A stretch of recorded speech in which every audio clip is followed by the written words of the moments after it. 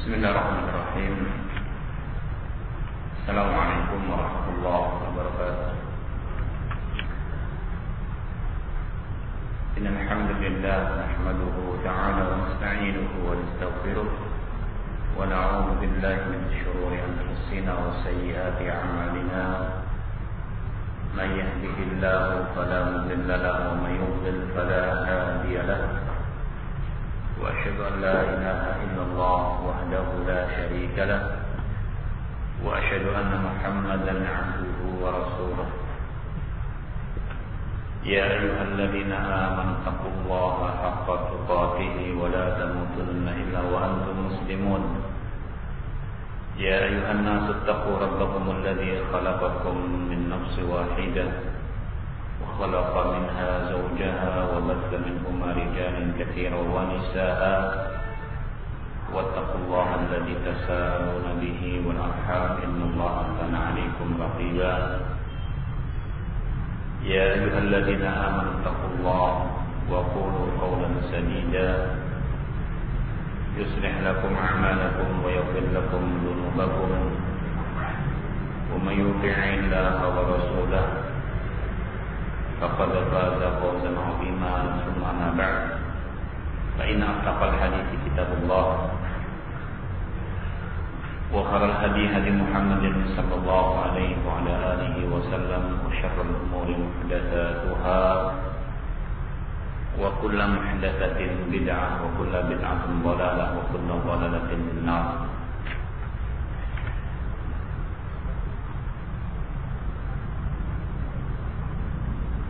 Akhwati rahimani wa rahimakumullah, saudaraku sekalian rahimani wa rahimakumullah, marilah senantiasa kita bersyukur kepada Allah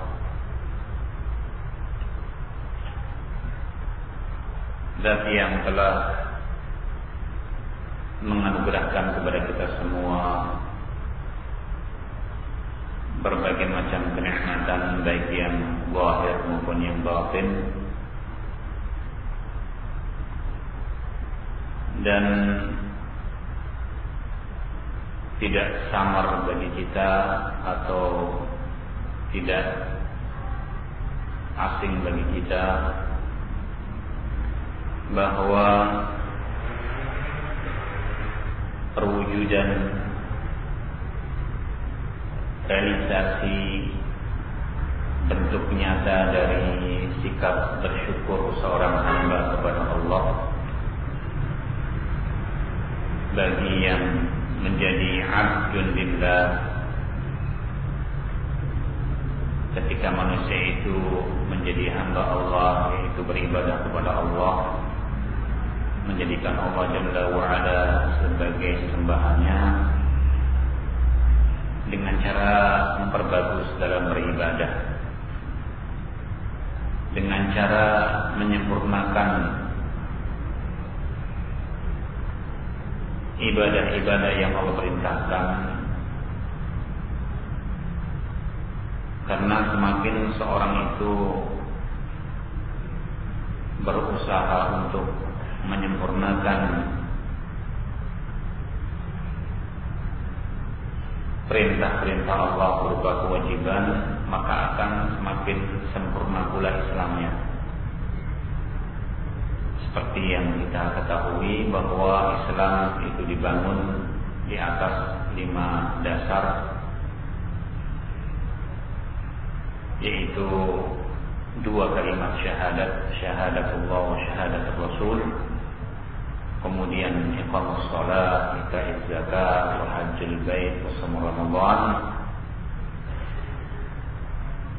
Tidak kita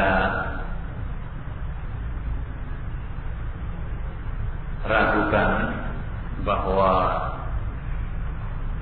seorang yang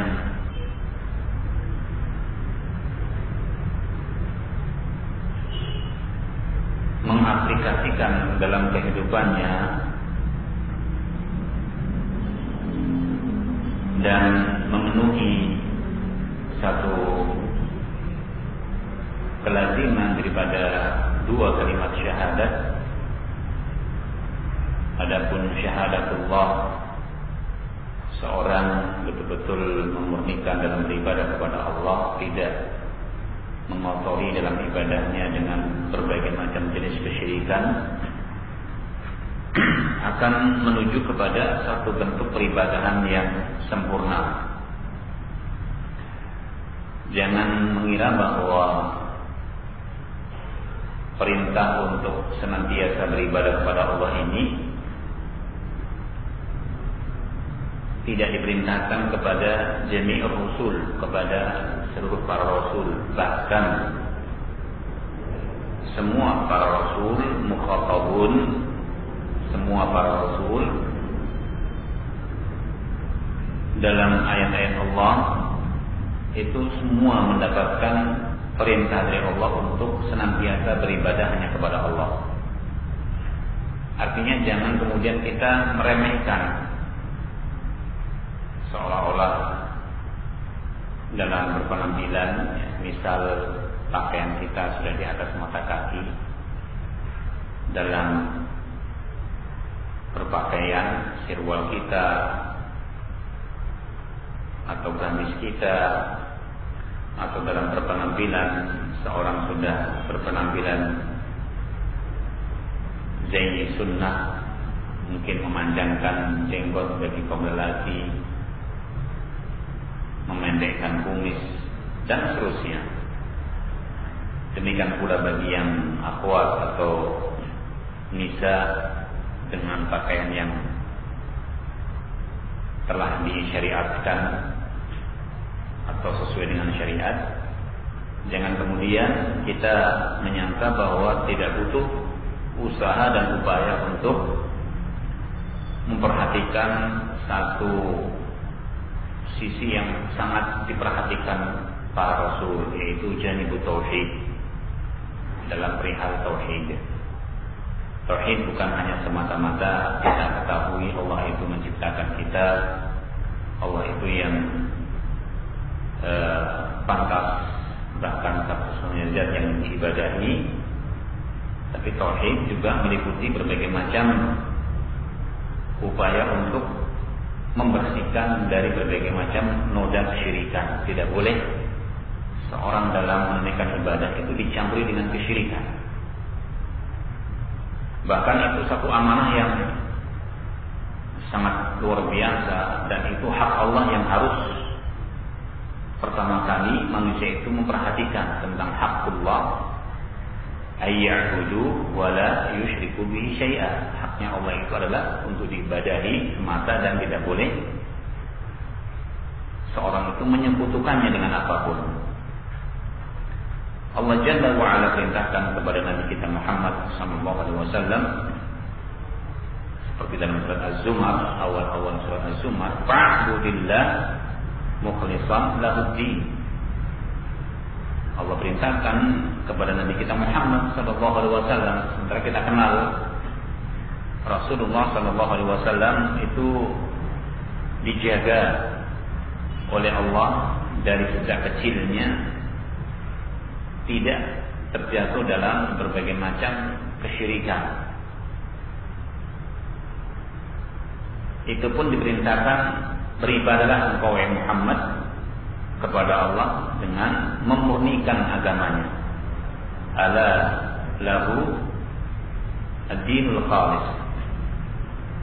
Ketahuilah bahwa hanyalah kepada Allah seorang itu memurnikan dalam agamanya. Demikian pula Nabi Ibrahim alaihissalam yang memohon kepada Allah, waj'alni wa baniya an na'budal asnam. Memohon kepada Allah Jalla wa Ala, wahai Rabbku, jauhkanlah diriku dan keturunanku dari beribadah kepada berhala. Karena manusia itu pasti dan pasti, apakah dia menghamba kepada Allah? Kalau tidak, maka dia menghamba kepada yang lain. Menghamba kepada hawa nafsu, menghamba kepada harta, menghamba kepada kedudukan, menghamba kepada syaitan. Jadi harus atau pasti dia terjatuh dalam satu kedudukan. Barang siapa yang dirinya itu menghamba kepada Allah, walaupun kelihatannya itu dia orang yang rendah, bahkan direndahkan, walaupun dia orang yang kelihatannya hina atau dihinakan, walaupun kelihatannya dia orang yang tidak punya kedudukan dan seterusnya, tapi mulia di sisi Allah. Dan manusia kalau sudah mulia di sisi Allah, tidak perlu ditanya tentang apa yang akan Allah berikan. Sebaliknya manusia itu kadang nampak mulia, tinggi, dihormati, berharga, tapi dia menghamba kepada selain Allah, kepada hawa nafsu, kepada harta, kepada syaitan. Itu justru apa? Rendah. Meskipun nampak di hadapan manusia dia orang yang mulia, dia orang terhormat, dia orang terpandang, dia orang yang tinggi kedudukannya. Tapi kalau sampai jatuh pada penghambaan kepada selain Allah, maka dia akan menjadi hina. Demikian pula satu realisasi perwujudan syahadat Rasul, siapa yang bernaung di bawah sunnah Rasul dengan cara seorang berusaha menghidupkan sunnah Rasulullah, walaupun berakibat kepada tadi yang dikatakan seolah-olah rendah di hadapan manusia, tidak dihargai, tidak punya kedudukan, jabatan, tidak punya nama, namun mulia di sisi Allah. Tapi barang siapa yang dia itu menampakkan diri, misal dalam berpakaian itu bagus, tetapi menyelisih sunnah, dalam penampilan bagus, bersih, orang menganggap dia rapi.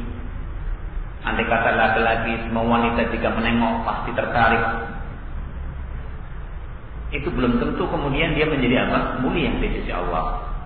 Rasul sallallahu alaihi wasallam menyebutkan, "Wuju'ilat al-dhillu was-sighar man khalafa amri." Sebagaimana hadis Abdullah bin Umar yang diriwayatkan Imam Ahmad dan yang lain, Allah akan menjadikan seorang itu rendah dan hina kalau dia menyelisihi ajaran Rasulullah atau perintah Rasulullah sallallahu alaihi wasallam. Jadi sesungguhnya manusia itu harus meyakini pijakan terbesar itu bagaimana memurnikan dalam beribadah kepada Allah, dan yang kedua berusaha untuk merealisasikan apa yang dikatakan dengan syahadat Rasul, menjadikan Nabi kita Muhammad SAW sebagai Nabi itu dibagaimanakan? Apakah hanya sekedar memperbanyak dalam bersolawat, membaca solawat, bersolawat sesuatu yang mulia, tetapi untuk mendapatkan satu kemuliaan tidak cukup dengan memperbanyak solawat, meraih kemuliaan melalui apa yang diajarkan Rasulullah tidak cukup dengan perbanyak salawat, bahkan salawat tertentu atau pada waktu-waktu tertentu atau pada jam-jam tertentu, waktu-waktu tertentu. Namun dengan cara seorang melaksanakan apa yang diajarkan beliau sallallahu alaihi wasallam dengan tanpa melupakan yang awal. Tanpa melupakan yang awal, yaitu mengikhlaskan atau memurnikan dalam beribadah sesuai dengan yang diajarkan Rasulullah sallallahu alaihi wasallam. Demikian pula dalam ayat yang lain Rasul sallallahu alaihi wasallam diberitakan oleh Allah Jalla wa ala, "Qul innama ana basyarun mithlukum yuha ilayya annama ilahukum ilahun wahid." Katakanlah wahai Muhammad bahwa innama ana basyarun mithlukum, hasr. Aku ini sesungguhnya seperti kalian, manusia biasa. Basyariahnya Rasul itu seperti kita. Apa maknanya? Ya minum, yang makan, menikah, tidur. Jika terkena senjata tajam, ya luka. Itu maknanya tentang apa? Sisi basyariah. Tapi yang menjadi pembeda adalah yuha ilayya, yang menjadi pembeda wahyu yang diwahyukan kepada beliau. Jangan sampai nanti orang mengira bahwa Rasulullah itu punya kelebihan karena dicintai Allah, jadi bisa menjamin siapapun yang dekat dengan beliau walaupun tidak beribadah. Tidak asing bagi kita bahwa Rasul pernah menyampaikan kepada segenap keluarganya, sampai kepada putri beliau Fatimah yang sangat beliau cintai. Andai saja terjadi satu kesalahan, yaitu terjadi satu pelanggaran yang harus ditegakkan hukum, yaitu had, apakah yang disilakan dengan pancung atau yang disilakan dengan potong tangan, itu yang akan ditegakkan pertama kali kepada putriku. Seandainya sampai terjadi demikian. Jadi penegak hukum itu kalau sampai dalam kejadian di antara keluarganya yang melakukan, maka pertama kali yang diterapkan kepada keluarganya. Karena yang menjadi bencana pada umat-umat terdahulu di kalangan Bani Israel itu kalau terjadi satu pelanggaran hukum, kalau yang melanggar itu orang rendahan, itu ditegakkan hukum tadi. Misalnya kalau yang mencuri itu orang-orang rendah, itu ditegakkan. Tapi kalau yang mencuri itu orang-orang dari kalangan kelas elit, itu ditutupi. Nah, seperti ini sesungguhnya sunnah sayyi'ah, sunnah buruk, contoh buruk. Ya, bagi kita mungkin sampai sekarang kita dapatkan.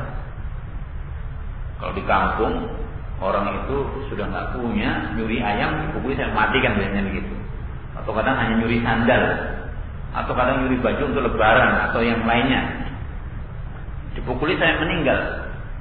Coba kita dapatkan sekian banyak orang mencuri itu bukan hanya 1.000, 2.000, miliaran, diapakan? Kita lihat paling ditutupi kasusnya, baru setelah itu hilang. Jadi begitulah sesungguhnya kita dihadapkan dengan berbagai macam fenomena, tetapi yang harus kita tanamkan dalam diri kita adalah bagaimana kita mewujudkan apa yang dikatakan dengan syahadatullah dan syahadat Rasul. Tidak boleh kita mengatakan saya ini sudah syahadat sejak kecil, bahkan keturunan saya dari nenek, kakek, semua ke atas itu sudah bersyahadat. Secara otomatis saya juga termasuk orang-orang yang ahli syahadat. Tapi di manakah letak perwujudan realisasi daripada syahadatullah? Betulkah selama ini kita dalam beribadah itu memurnikan hanya untuk Allah? Andai kata belum sampai ke situ kadang, betulkah ibadah kita itu betul-betul sudah bersih dari berbagai macam kesyirikan, baik yang akbar maupun yang asghar?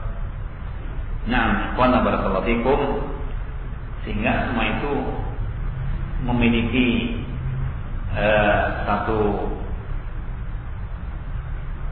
tanggung jawab ataupun tugas bagi kita semua, bahwa hak yang sepantasnya untuk pertama kali kita perhatikan sebelum kita memenuhi hak-hak yang lain, hak orang tua yang harus kita penuhi, seorang suami memenuhi haknya istri, seorang ayah memenuhi hak anak, seorang memenuhi hak tetangga dan seterusnya, seorang murid memenuhi hak guru, sang guru memenuhi hak murid dan seterusnya, seorang memenuhi hak temannya. Penuhilah hak Allah, yaitu apa?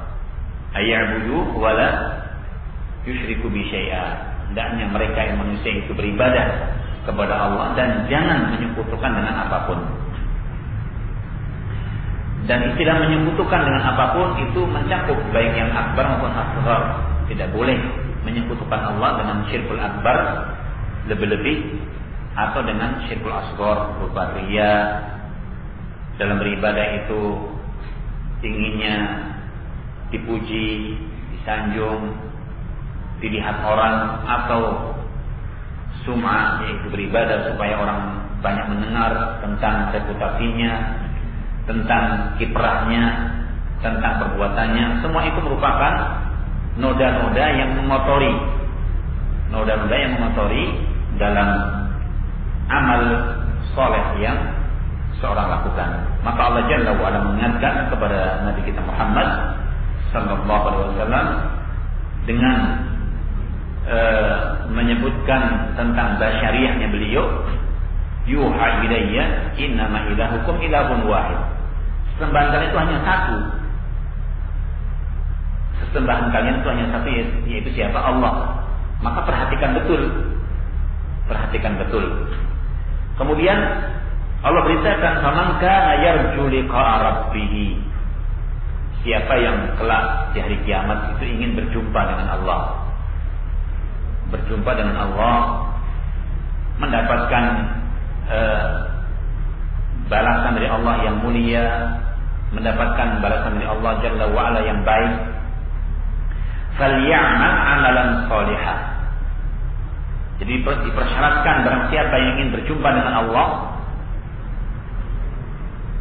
dan mendapatkan sekian banyak kenikmatan-kenikmatan yang nanti akan Allah sempurnakan.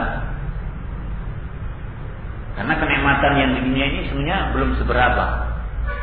Sering kita mendengarkan tentang kenikmatan yang ada dalam jannah, yaitu satu kenikmatan yang dikatakan mala ainun ra'at, belum pernah dilihat oleh mata siapapun. Jadi kalau sekarang kita itu melihat, pernah ada jenis bakso yang paling besar, yang paling enak, itu ya. Itu belum pernah ada satu kenikmatan yang dilihat oleh mata siapapun.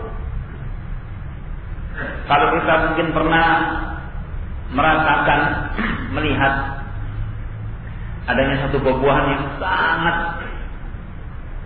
menyenangkan, baik dari sisi warna, bentuk maupun juga lezat rasanya, itu nanti di jannah ada satu kenikmatan yang belum pernah dilihat oleh siapapun.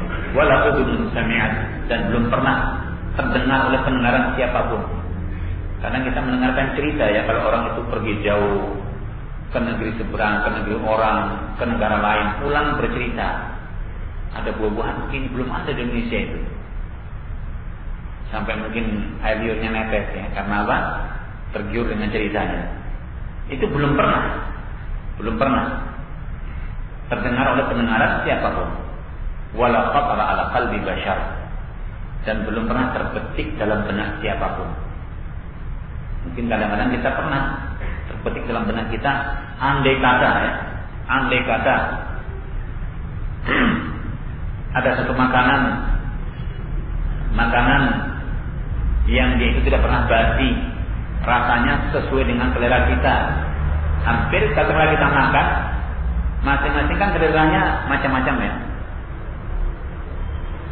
Si fulan masuk ke rumah makan, ini mungkin cerita untuk mahasiswa ini. Masuk ke rumah makan, katanya apa? Nasinya gratis, sayurnya enak, lauknya murah, kan begitu mendengarkannya. Tapi kita kan masuk, mungkin tidak semua lidah itu sesuai dengan selera. Tapi kita membayangkan satu makanan yang sesuai dengan selera masing-masing lidah. Lidah manusia, mungkin satu Jogja ini sudah berapa juta lidah. Masing-masing punya selera kan? Coba, bisa tidak buka warung makan yang semua jenis makanannya itu sesuai dengan selera manusia? Bisa tidak? Mungkin membutuhkan warungnya itu seluas lapangan bola mana ya? Iya, karena kan sayurnya berbagai macam sayur kan. Nasinya mungkin juga begitu, lauk-lauknya juga begitu. Coba bayangkan demikian.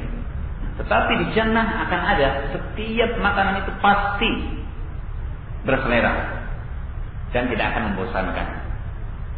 Tidak akan membosankan. Kalau kita dapatkan makanan yang ada di negeri kita atau yang ada di dunia ini, sekali dua kali habis itu bosan, tidak layak.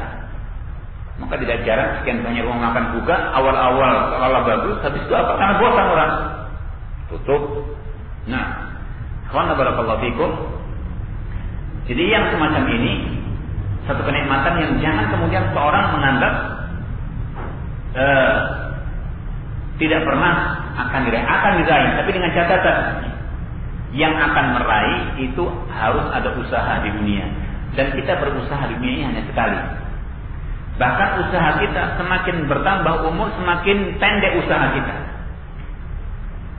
Manusia itu kalau umurnya bertambah, itu semakin pendek usahanya. Karena waktu yang akan dia pakai untuk bermunajat, takarrub ila Allah, itu semakin pendek pula, semakin sedikit. Karena sudah berlalu.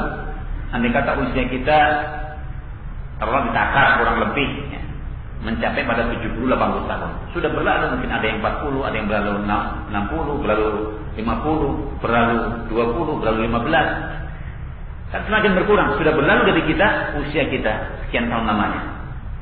Dan semakin pendek waktu yang akan kita gunakan mendekatkan diri kepada Allah Subhanahu wa taala. Maka barang siapa yang ingin berjumpa dengan Allah, falyamal amalan sholihan. Maka hendaknya beramal dengan amal saleh. Dan amal saleh satu amalan yang di situ jangan dilihat kepada banyaknya. Jangan dilihat kepada ramainya, indahnya, tetapi yang shawab, yang betul, yaitu yang dicontohkan oleh Rasulullah sallallahu alaihi wasallam. Maka barang siapa ingin berjumpa dengan Rabb-Nya, dengan Allah Jalla wa Ala, yang tentunya hal itu akan mendapatkan berbagai macam kenikmatan, sampai-sampai sekian banyak kenikmatan. Puncak kenikmatan yang akan dirasakan oleh setiap manusia ialah ketika berjumpa, ketika melihat Allah Subhanahu wa taala. Satu kenikmatan yang paling tinggi kelak dari kiamat yang akan atau yang tidak bisa tertandingi ialah kenikmatan ketika seorang hamba berjumpa dengan Allah dan melihat Allah Subhanahu wa taala. Semuanya hilang, berbagai macam kenikmatan yang ada di jannah. Itu kalau seorang berjumpa dengan Allah Subhanahu wa taala, maka dipersyaratkan faman kana yarju liqa rabbih falyamal amalan sholihan. Yang kedua, wala yusyrik bi ibadati rabbih ahadan. Dengan catatan amal soleh tadi jangan dikotori dengan berbagai macam perkara-perkara kesyirikan, baik yang besar maupun yang kecil. Maka Allah perintahkan untuk tidak menyekutukan Allah dengan apapun. Untuk tidak menyekutukan Allah dengan apapun. Ayyuhal ahibbah rahimani wa rahimakumullah.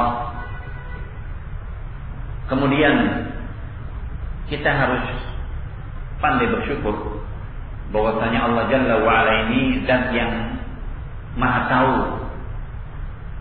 tentang apa yang diperlukan dan apa yang terjadi pada hambanya. Jangan sampai seorang itu meyakini ya saya yang lebih tahu tentang diri saya. Tidak. Bahkan Rasul sallallahu alaihi wasallam memerintahkan kalau orang itu ingin tahu tentang pribadi seorang, itu tanyakan kepada siapa? Kepada temannya. Jadi kalau mau tahu tentang siapa fulan, fulana, itu jangan tanya langsung kepada dirinya. Lah kalau tanya langsung kepada dirinya, pasti akan mengatakan, ini baik, ngajinya rajin, selesai tiap hari. Ya tidak. Pernah tidak orang kalau ditanya, misalnya, gimana Anda? Anda termasuk orang yang bagus? Tidak, saya ini orang yang jelek, orang yang apaan, jarang. Pasti memuji diri kan begitu. Tapi ketika bertanya kepada teman, pujian tadi akan diimbangi. Akan diketahui, dia begini, dia demikian, ada watak demikian, sikap demikian terus. Karena apa? Seorang mukmin itu mir'atu akhi. Seorang mukmin, saudara dalam berteman itu menjadi spion, kaca. Ya, kaca bagi saudaranya. Barang siapa ingin mengaca, ya berteman. Kalau tidak punya teman, ya majhul akhirnya. Siapa dia? Saya nggak kenal dia. Itu cuma rasanya dekem aja dalam kamar, nggak tahu, nggak pernah bergaul. Baikannya bagaimana kan tidak diketahui siapa dia. Nggak pernah bergaul, nggak pernah begini. Kita nggak paham. Kita nggak paham tentang siapa dia. Jadi seorang yang lain itu akan menjadi kaca, cermin bagi yang lain. Nah dengan begitu maka satu kenikmatan yang luar biasa tatkala Allah Jalla wa Ala memberikan dengan berbagai macam kenikmatan, dan kita harus yakin bahwa Allah Jalla wa'ala yang sangat mengetahui tentang apa yang diperlukan, apa yang terjadi pada hambanya. Dan Allah mengetahui tentang berbagai macam kekurangan yang ada pada hambanya. Ketika Allah sebutkan manusia itu innahu kana zaluman jahulan, manusia itu senantiasa cenderung kepada satu perbuatan zalim. Manusia itu cenderung di latar belakangi dengan sifat jahul. Kemudian manusia itu sering disifati oleh Allah Jalla wa'ala dengan sekian banyak perkara-perkara kekurangan, yaitu sikap terburu-buru, keluh kesah dan yang lainnya, kurang menerima dengan apa yang ada. Demikian pula peringatan Allah Jalla wa'ala, innallaha la yuhibbu man kana mukhtalan fakhura. Allah tidak suka kepada orang yang menyombongkan diri dan membanggakan diri atas yang lain. Nah, memang namanya manusia itu cenderung kepada apa? Sombong, cenderung kepada membanggakan diri atas yang lainnya. Dan seterusnya, wala tuzakku anfusakum, jangan kalian memuji-muji diri sendiri. Cenderungan manusia ialah kepada memuji diri. Dengan sekian banyak perkara yang ada tadi, Allah Jalla wa'ala memberikan satu solusi.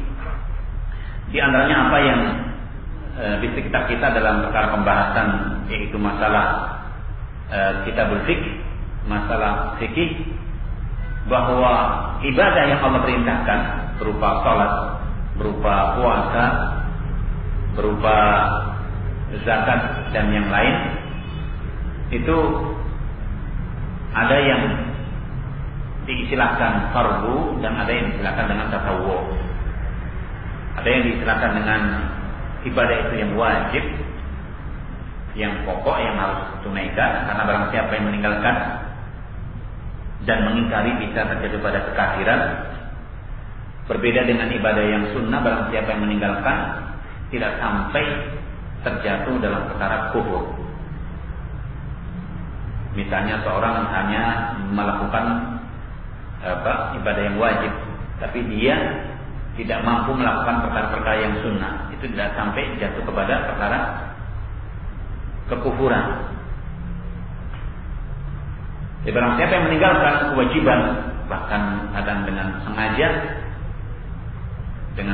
maka bisa menjatuhkan diri kepada kekufuran atau kekafiran. Seperti hadis Rasulullah sallallahu alaihi wasallam, ahdu bainana wa bainal kufri as-shalah. Pembeda antara kita dengan orang kafir adalah apa? Meninggalkan as-shalah. Yang dimaksud ialah salat fardu, bukan salat sunnah. Demikian pula zakat, yang dimaksud dengan zakat yang sifatnya fardu seperti zakatul fitr. Demikian pula saum yang dimaksud dengan saum Ramadan, haji. Maka Allah Jalla wa'ala mengetahui manusia itu apabila mengerjakan perkara-perkara yang fardu itu tidak bisa menyempurnakan dengan sesempurna mungkin. Jadi perbuatan yang dilakukan itu tidak bisa dijalani dengan sempurna. Ada di sana berbagai macam kekurangan. Sampai-sampai seringnya manusia terjatuh pada apa yang disebut dengan sahwu, kelupaan. Dari situlah muncul apa yang disebut dengan sujud sahwi. Satu sujud sebab, yaitu nisbatu ila sabab, idhafatu ila sabab, sujud sahwi. Satu sujud diperintahkan karena sebab adanya sahwu, karena kelalaian manusia dalam melaksanakan satu ibadah. Dari situ Allah Jalla wa'ala perintahkan, disyariatkan dalam Islam ini ada satu ibadah yang sifatnya tatawwu, yang sifatnya sunnah. Salat fardu dihiasi dengan salat tatawwu. Zakat yang wajib dihiasi dengan zakat yang sifatnya tatawwu, yang sunnah. Puasa yang fardu juga dihiasi dengan puasa yang sifatnya sunnah, dan seterusnya. Semua itu sebagai salah satu pelengkap, di mana apabila terjadi kekurangan maka yang sunnah tadi akan menutupi celah-celah kekurangan yang ada pada manusia. Kama qala Rasul sallallahu alaihi wasallam sebagaimana dalam hadis qudsi, "Unduru ila 'abdi." Lihatlah kepada hamba-hambaku, hal min tatawwu'in. Apakah ada satu tatawwu' syai'un? Adakah pada hamba tadi satu perbuatan dari perkara yang sunnah? Kemudian kayumil biha, yang dengannya akan dipakai untuk menyempurnakan. Itu salat sunnah tadi akan dipakai menyempurnakan yang wajib minal ma fata minal fardhiyah atau ma naqasa minal fardhiyah. Apa yang terjadi kekurangan pada ibadah-ibadah fardunya. Barakallahu fikum. Jadi perkara sunnah pun jangan dilihat dari sisi kalau dikerjakan mendapat pahala, kalau tidak mengapa. Tapi jadikanlah bahwa itu sebagai satu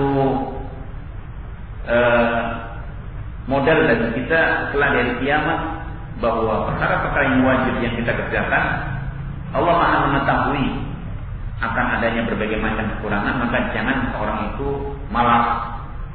Demikian pula jangan kemudian seorang itu putus asa dari mengharap rahmat Allah, tapi lakukanlah dengan giat tentang apa yang disunnahkan Rasulullah sallallahu alaihi wasallam, baik dari urusan salat, urusan puasa, dan termasuk mungkin masih dalam bulan yang kita berada padanya, yaitu apa yang dikatakan dengan bulan Syawal.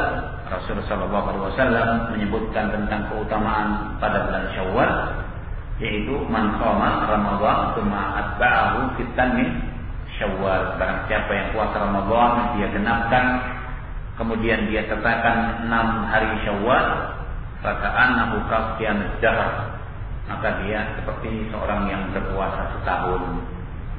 Sebagian ulama menafsirkan tentang hadis ini atau menjelaskan tentang hadis ini, yang dimaksud seorang itu mendapatkan ajru siyamud dahr, seorang mendapatkan pahala puasa setahun, karena al-hasanatu bi asyri amsalihha, kebaikan orang itu dilipat gandakan 10 kali lipat, yaitu barang siapa yang puasa Ramadannya genap. Artinya barang siapa yang dia itu menyempurnakan Ramadan baru kemudian melakukan puasa sunnah 6 hari berturut-turut. Bahkan sebagian menyebutkan siapa yang langsung berpuasa, bermakna bahwa hari ini misalnya 1 Syawal, kemudian hari esok 2 Syawal dia lakukan seterusnya sampai berakhir, itu berbeda ajarnya dengan orang yang melakukan puasa di hari-hari yang lain walaupun masih dalam bulan Syawal. Demikian pula seorang yang berpuasa berturut-turut berbeda dengan orang yang berpuasa mungkin sehari kemudian sepekan lagi berpuasa dan seterusnya. Bahkan Syekh Utsaimin menyebutkan seorang yang berpuasa Syawal dan dia belum menggenapkan tentang puasa Ramadannya tidak mendapatkan ajar. Dalam hadis Abi Ayyub Al-Ansari yang diriwayatkan Muslim, yaitu ka'annahu qasiyamud dahr, dia seperti puasa setahun. Karena dalam hadis ini diawali dengan man shoma Ramadan, yaitu barang siapa yang puasa penuh 1 bulan Ramadan kemudian menyertakan 6 hari bulan Syawal. Tidak kalah penting dalam hal ini ialah kita dasari semua itu karena apa? Mengharap pahala dari Allah Subhanahu wa ta'ala, itu dengan keikhlasan. Dengan keikhlasan, jangan mengistilahkan mencari nama atau mencari berbagai macam tendensi apapun, tapi betul-betul karena Allah Subhanahu wa ta'ala. Baik, akhir dars yang kita sampaikan dari kitab Manhajus Salikin karya Syekh Sa'di rahimahullah. Nah,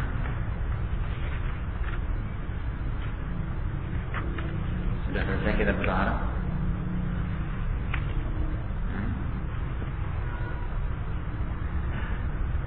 Emang sudah masuk suatu dulu.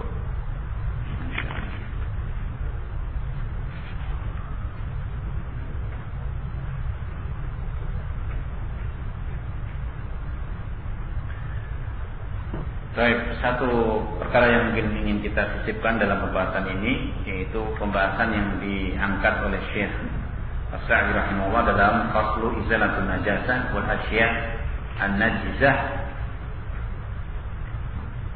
cara membersihkan najis dan perkara-perkara najis. Pada masalah yang ke-26, wa yakfi fi ghusli jami'i an-najasati 'ala al-badani aw al-thawbi aw al-buq'ati aw ghayriha an tazula 'ainuha 'anil mahal li'anna asy-syari' lam yashtarat atau lam yashtarat fi jami' ghusli najasati 'adadan illa fi najasatil qalb. Ishtarata fiha sab'a salat ihdaha bil turab wa fil hadits al-muttafaq 'alaih. Perihal cara membersihkan najis yang diterangkan oleh Syekh As-Sa'di rahimahullah secara global, bahwa membersihkan najis itu cukup dengan membasuh atau mencuci segala najis, baik yang mengenai badan atau menempel pada badan,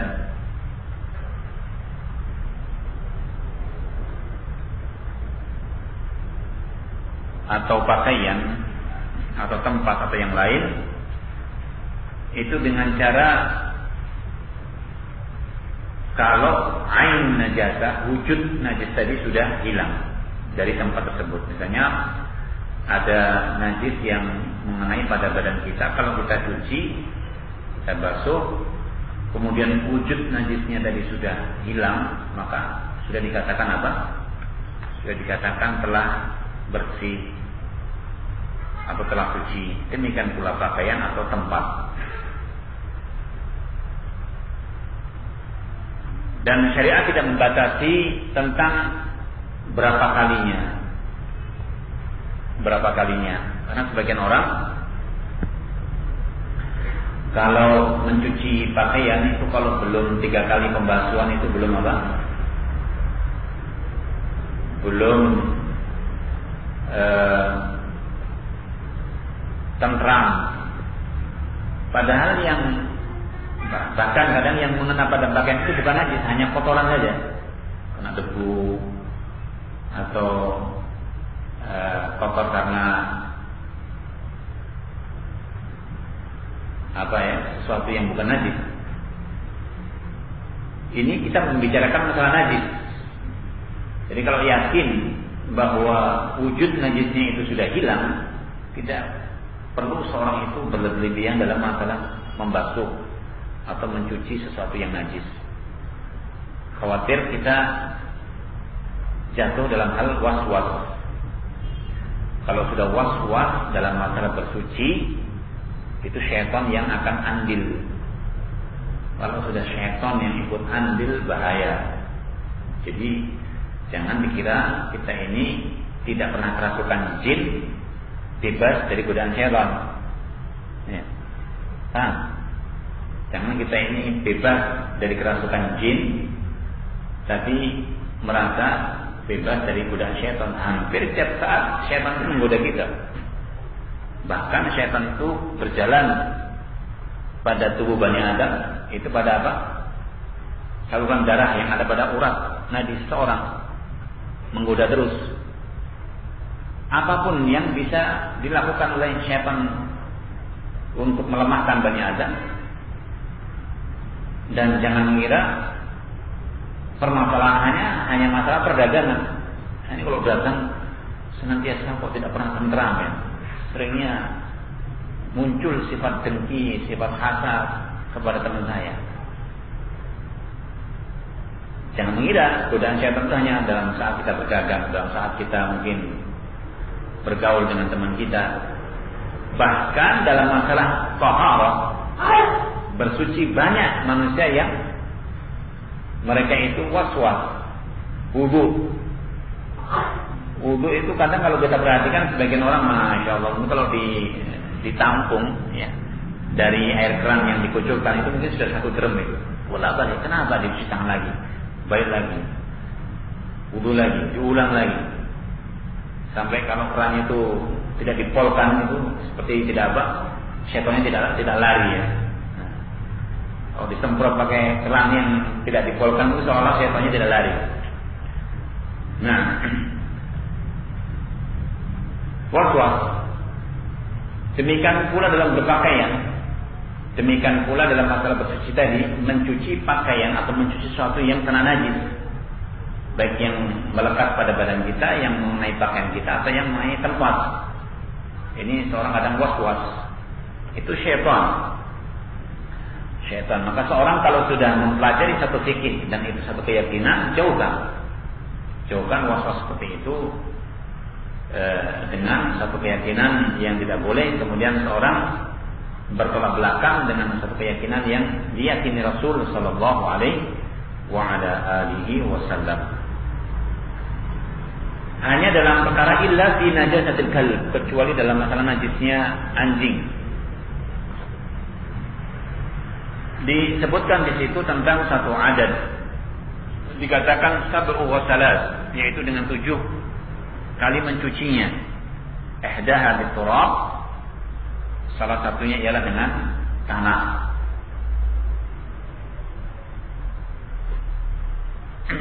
Sebelum kita memasuki tentang cara membasuh, yaitu najis yang terkait pada anjing ini, pertama kita ambil dari pembahasan ini fikih Syekh Sa'di. Beliau berpendapat bahwa anjing itu najis. Jadi sebelum kita membahas tentang masalah bagaimana cara membersihkan, fikih yang kita ambil dari poin yang ke-26 ini, bahwa beliau berpendapat tentang najisnya apa? Najisnya anjing. Kemudian perlu kita sampaikan pula bahwa para ulama tidak sepakat semuanya, yaitu tidak dalam satu kata mufakat bahwa anjing itu najis. Ada yang merinci, mengkhususkan pada air liurnya. Ada yang mengatakan najisnya pada kesemuanya, bahkan ada yang berpendapat tidak najis pada kesemuanya. Tidak najis pada kesemuanya. Dan yang berpendapat tidak najis pada kesemuanya jangan diidentikan, terus dikonotasikan, disimpulkan kalau begitu halal. Bukan ya. Beda pembahasan sesuatu yang tidak najis dengan sesuatu yang dihalalkan. Itu harus dipisahkan. Sesuatu yang tidak najis, itu tentang hukum. Misalnya boleh pemakaian atau jika mengenal tidak harus membersihkan najisnya. Tapi tidak mengharuskan bahwa dia itu halal. Dia itu tidak apa? Halal. Atau pengharusan bahwa dia itu halal kalau dia itu tidak najis. Di antara pendapat yang ada tentang anjing ini,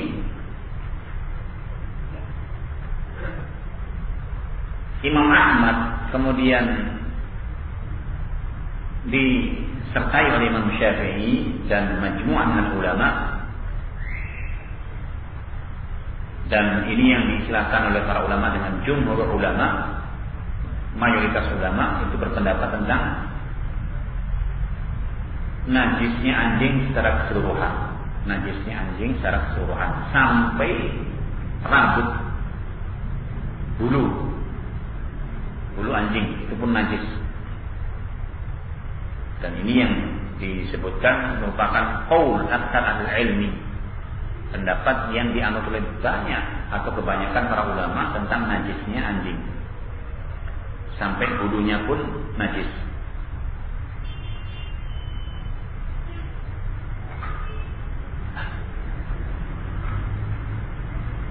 Dalil yang dipakai oleh pendapat pertama ini yaitu keumuman hadis. Keumuman hadis seperti hadis Abdullah Ibnu Ma'qil yang diriwayatkan Muslim, dan yang lainnya tentang idza walagal qalbu fil ina'i ahadikum fafsiluhu sab'an.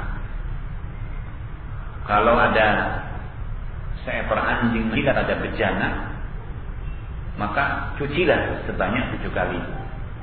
Cucilah sebanyak 7 kali. Di situ dipahami apa yang diistilahkan para ulama dengan najasa apa? Mughalladhah, najis yang berat. Ada pengistilahan para ulama bahwa anjing ini termasuk golongan najis yang berat. Kenapa berat? Karena cara membersihkannya pun dicuci sampai 7 kali. Kalau bukan najis berat maka cukup sekali. Itu pengistilahan dalam memahami kenapa sampai dikatakan digolongkan najis berat. Dan cara membersihkan sampai sedemikian rupa ini menunjukkan najisnya. Dipahami pula bahwa sedemikian rupa cara membersihkan sampai 7 kali, bahkan salah satunya dengan tanah atau dengan turab, itu menunjukkan bahwa najis atau menunjukkan bahwa air anjing atau anjing itu najis. Ini fikih yang dipahami oleh Imam Ahmad, Syafi'i dan yang lain. Kemudian yang kedua, pendapat yang mengatakan bahwa kulluhu tahir, semua yang ada pada anjing tadi suci. Semua yang ada pada anjing itu suci. Pendapat ini dianut oleh Imam Malik. Imam Malik salah satu imam 4 imam Darul Hijrah, Malik bin Anas. Demikian pula Dawud Al-Zahiri dan yang lain.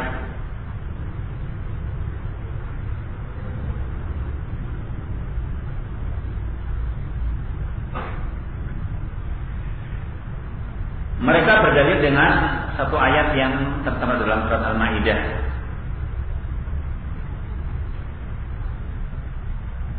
Ketika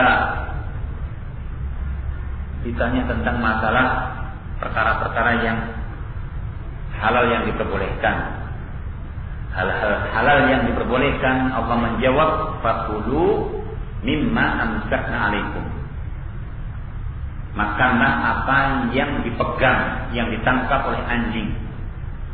Allah bolehkan tentang kalbul mu'allam, anjing yang diajari untuk berburu. Itu kalau diperintahkan dia berlaga, kalau disuruh diam-diam. Itu diantara sifat-sifat anjing buruan. Kalau disuruh sama tuannya maka dia pergi. Kalau disuruh diam kembali dia kembali. Artinya apa? Sudah ada bentuk pengajaran. Dan kalau menggigit bukan ada keinginan untuk memangsa, tapi hanya memegang. Itu diantaranya. Jadi dia pegang. Allah perintahkan fakulu mimma amsakna alaikum, maka makanlah dari hewan buruan yang telah dicengkram atau yang digigit, yang dibawa oleh apa? Anjing. Menunjukkan apa? Tidak najisnya. Menunjukkan tidak najisnya. Walaupun sebagian ulama di situ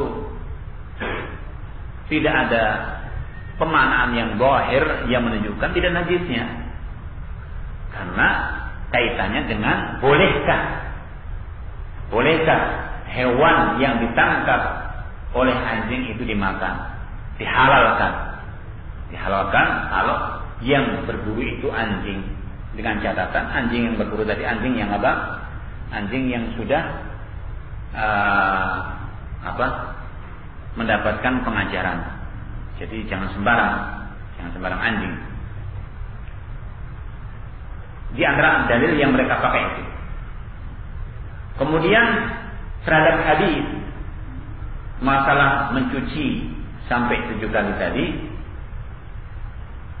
mereka memperhatikan bahwa masalah ini diistilahkan dengan tauqifiyah, satu aturan baku yang mana Rasulullah SAW perintahkan bagaimana kalau mencuci air liur anjing yang mengenai bejana. Sama dengan misalnya seorang beristinja dengan 3 batu Itu namanya tauqifiyah, sebagian harus dengan 3 itu. Bukan masalahnya bersih dan tidak, tapi dengan apa? Aturan yang baku yang ditetapkan Rasulullah. Kemudian yang ketiga,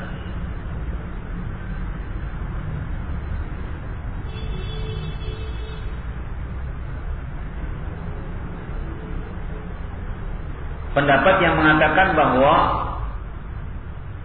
yang najis itu hanya doa bilkal, yaitu air liurnya saja. Pendapat yang mengatakan bahwa yang najis itu pada air liurnya saja. Dan itu pendapat Abu Hanifah. Demikian pula sebagian riwayat dari Imam Ahmad. Bahkan yang merojehkan tentang pendapat yang najis itu air liurnya saja, seperti Imam atau seperti Syekhul Islam Ibnu Taimiyah dan Asy-Syaukani rahimahullah. Terkait dengan hadis Abi Hurairah yang sebagian lafaznya telah kita sampaikan tadi, tahuru inai ahadikum idza walagha fihi al-kalbu an yaghsilahu sab'a marrat. Cucilah bejana kalian kalau dijilat dijilat oleh anjing sebanyak 7 kali. Ulahunna biturab, salah satunya dengan apa? Tanah. Hadis diriwayatkan Imam Muslim.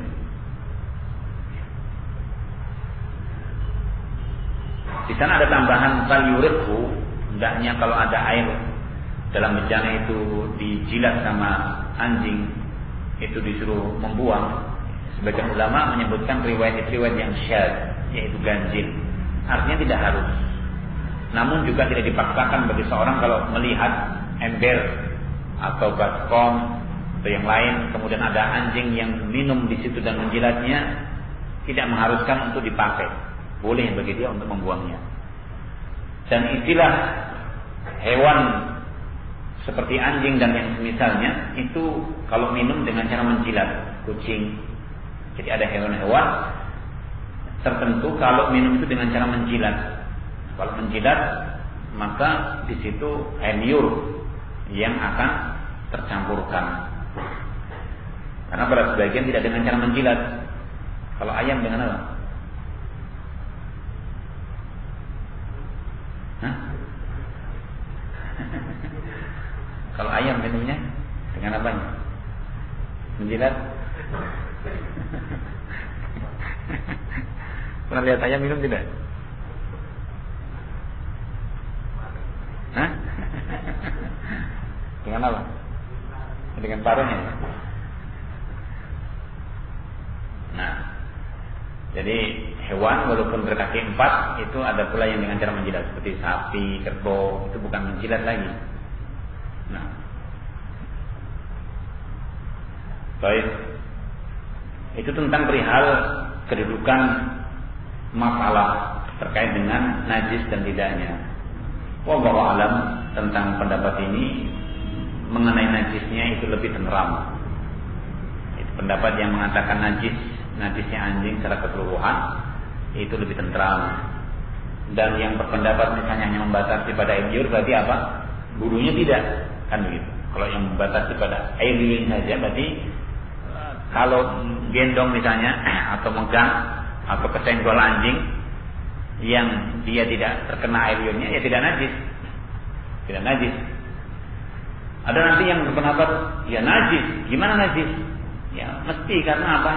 Bulu itu mesti kena air liur. Taunya gimana? Karena apa? Bulu badan anjing itu sering dijilati. Ya, jangan begitu. Jangan berteori kepada apa? Memastikan. Nah, kan sering ya, hewan itu seperti kucing, kemudian apa? Anjing itu seringnya apa? Menjilati badannya. Kalau gatal itu biasanya kalau tidak dengan kaki, biasanya dengan apa? Lidahnya. Tapi jangan dipastikan bahwa bulu badan anjing itu mesti najis. Yang beranggapan hanya pada air liurnya saja. Kalau yang berpendapat tentang semuanya najis dengan pendapat yang awal tadi juga tentang keumuman hadis yang tidak dipilah-pilahkan. Adapun membatasi sesuai dengan dalil bahwa perintah kenapa disuruh mencuci, berarti membatasi ketika minum itu dengan lidahnya, sehingga yang dikatakan najis hanya pada air liurnya saja. Itu atas pendapat yang mengatakan membatasi. Semua lahu wajih, semua pendapat tadi memiliki artinya bagian, tapi tidak boleh satu dengan yang lain nanti saling saling mengilzamkan atau saling mengharuskan dalam masalah pendapat ini. Yang berpendapat tidak najis semua, jangan kemudian menggampangkan dalam memelihara, membawa anjing kemana-mana. Yang tidak berpendapat tentang tidak najisnya bukan bermakna kemudian seorang menggampangkan pula. Artinya ini satu pendapat yang boleh bagi salah seorang untuk meyakini salah satunya. Bahkan pada sebagian hal ilmi itu kadang melalui proses belajar kadang-kadang berbeda-beda.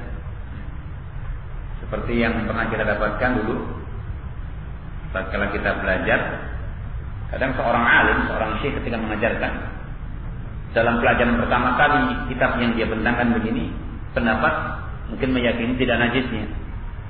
Berikutnya ketika mengajarkan ulang, nampak satu pendapat yang lebih tenteram bagi dia berubah. Asalnya mungkin berpendapat tidak najis menjadi najis. Kadang berubah lagi. Satu saat mencukupkan hanya pada air liur. Seperti itu bukan bermakna Ustaz ini kok pindah-pindah ya pendapatnya. Nah, satu hal yang kadang-kadang ia tabanna, perkara yang kemudian dia yakini, dan setelah itu pun dia memahami mana yang itminan dengan satu dalil. Jadi bukan kemudian dulu ngajarnya gimana itu yang dulu. Tidak, sama. Seorang alim kadang memiliki satu pendapat, lebih-lebih semua pendapat tiga ini satu pendapat yang memang dianut oleh para ulama, tetapi ya tidak boleh pagi berpendapat najis, nanti siang berpendapat tidak najis, sore berpendapat hanya liurnya, besok lagi berubah lagi, tidak. Ini yang kita berikan tanbih. Kemudian sebagian pula membatasi bahwa dalam masalah pencucian 7 kali ini khusus pada awani. Dalam masalah bejana, ya, terkait andai kata meyakini najisnya itu khusus pada bejana, yaitu 7 kali dengan apa? Dengan salah satunya dengan tanah tadi, itu pada bejana. Dan jika mengenai pakaian atau mengenai badan tidak harus seperti dalam hadis, dalam cara membersihkan, bisa dengan sabun, misalnya sekali 2 kali bersih, sudah selesai. Nah, wallahu ta'ala alam. Ini yang ingin kita sisipkan dalam pembahasan izalatul najasah.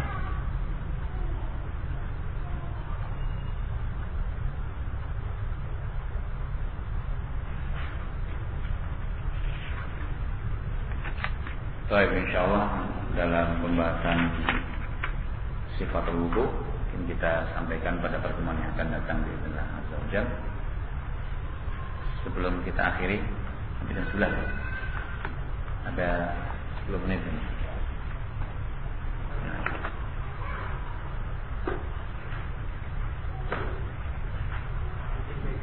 Apa? Kucing. Kucing tidak apa-apa ya. Ditanyakan masalah kucing kepada Rasulullah, dikatakan innama hiya tawafin alaikum. Dia itu seperti, kalau tawafin itu ya ibaratnya seperti pembantu keluar masuk, tidak mengapa. Tapi bukan menunjukkan halal makanya ya. Dia tidak najis.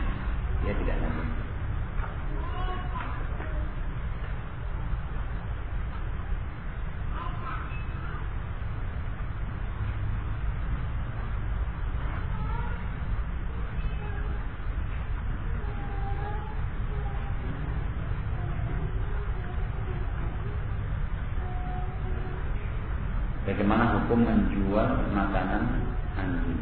Maksudnya makanan anjing dan makanan hewan lain seperti kucing. Sekarang banyak toko pet shop yang menjual makanan hewan.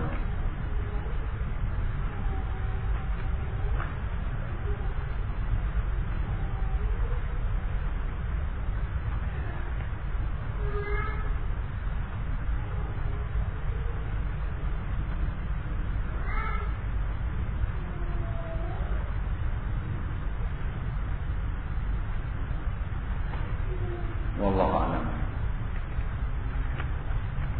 Kalau dilihat dari sisi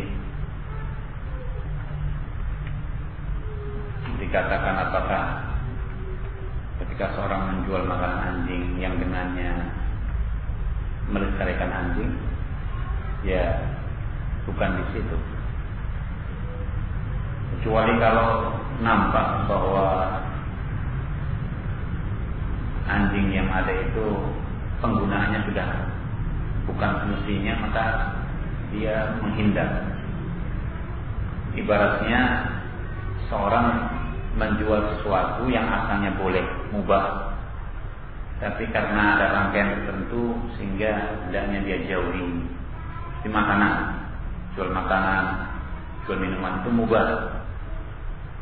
Tapi kalau pas bertepatan di situ, mungkin ada acara apa yang menyelisihi daripada syariat Islam atau tidak diajarkan dalam syariat Islam, maka seorang menghindar. Jangan pas, wah ini kebetulan rame nih, sehari langsung habis, bukan di situnya.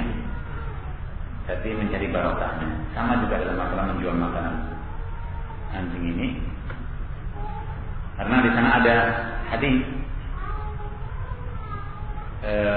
seorang pelacur yang dia dimasukkan ke dalam jannah,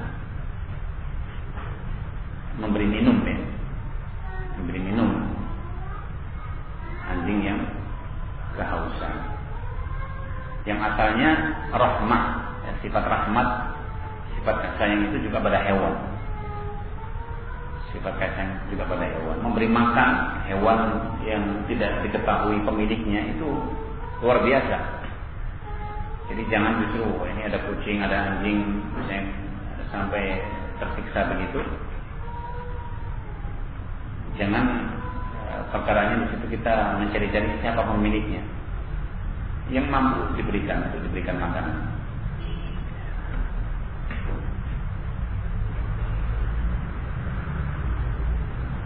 Karena kalau sampai menelantarkan, ada kisah yang mengerikan ya. Seorang memelihara anjing kurang lebih 9 atau 10. Itu pulang tinggal 3. Yang selainnya itu dimakan sama yang lain tadi. Karena tidak dikasih makanan, diikat di rumah. Ketika sang majikannya pulang, dihabiskan juga oleh anjing tadi. Ada satu kisah pernah terjadi seperti itu. Jadi dia pelihara anjing banyak, ditinggal dalam waktu yang cukup lama karena mungkin lapar. Jadi sisa-sisa anjing yang mati tadi ternyata dimakan oleh temannya sendiri. Nah, ketika yang punya itu masuk, dia tidak tahu dalam posisi kelaparan, artinya yang punya juga dimakan sama anjingnya tadi. Allah musta'an.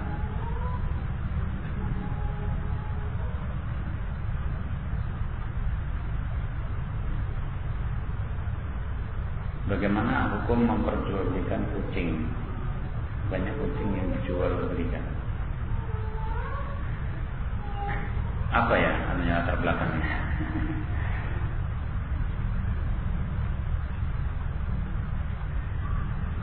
Dihindari seperti ini. Asal muasalnya kucing itu bukan dijual belikan. Siapa yang mau ngambil ini? Allah Ta'ala. Dihindari tentang masalah-masalah seperti ini.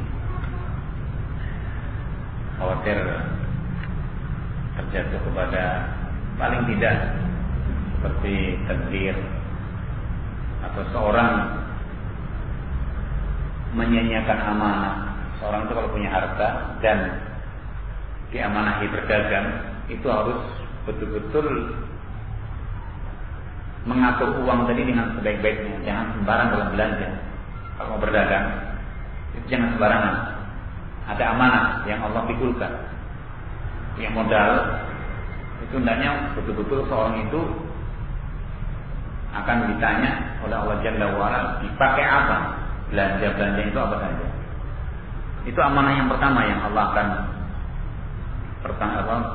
mintakan pertanggungjawabannya. Yang berikutnya seorang akan ditanya tentang bagaimana tentang masalah muamalah bai' syira, jual belinya bagaimana, apakah dengan kejujuran atau dengan menipu dan yang lain. Tapi yang pertama kali amanah yang hendaknya seorang itu perhatikan ialah uang yang ada tadi. Jangan sembarang menjual sesuatu yang seolah-olah memikat ya, lagi misalnya marah sesuatu belanja itu, tanpa memperhatikan tentang sisi apakah perkara itu betul-betul bermanfaat, ataukah syariat bagus meninjaunya, ataukah termasuk budaya yaitu menyanyiakan harta. Nah, jadi jangan sampai modal dagang itu hanya semata-mata cari untung, bakat. Orang punya bakat dagang, terus punya modal, itu tujuannya yang penting untung. Jangan. Betul, yang namanya orang itu mau jual beli kan yang dia cari keuntungan ya. Tapi terus jangan sembarang dalam misalnya mencari barang yang mau dijual atau apa yang akan dia jual belikan atau mungkin dalam proses jual belinya. Tapi satu nilai adakah di situ barokah yang dia peroleh ataukah justru semakin jauh dari barokah yang Allah turunkan. Nah, baik, saya kira demikian untuk kesempatan siang hari ini. Mudah-mudahan Allah Jalla wa'ala memberikan taufik kepada kita dan senantiasa memberikan kemudahan untuk beristiqamah, berkelanjutan untuk talabul ilm, yang mudah-mudahan hal itu bisa semakin pertama menjadi sebab as-sabat, ketetapan dan keteguhan kita di atas al-haq, dan semakin mengangkat yaitu derajat kita di sisi Allah dengan cara seorang mengamalkan atas ilmu yang telah dia pelajari. Subhanallahumma wa bihamdika asyhadu an la ilaha illa anta astaghfiruka wa atubu ilaik. Sallallahu alaihi nabiyina Muhammad wa ala alihi wa sahbihi wa sallam. Walhamdulillahirabbil alamin.